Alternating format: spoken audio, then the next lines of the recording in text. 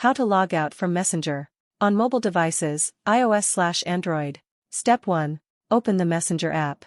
Step 2. Tap on your profile picture in the top left corner. Step 3. Scroll down and find the Account Settings or Settings and Privacy option. Step 4.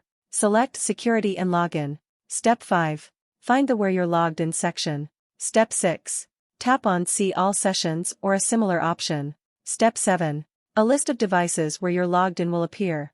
Tap Log Out of all sessions or individually log out from specific devices. On desktop.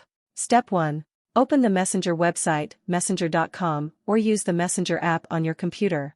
Step 2. Click on your profile picture in the top left.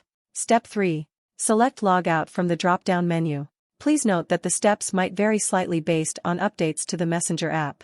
Check the app's settings or refer to official help documentation if you don't find these options. Thanks for watching my videos. Please subscribe, like, and share.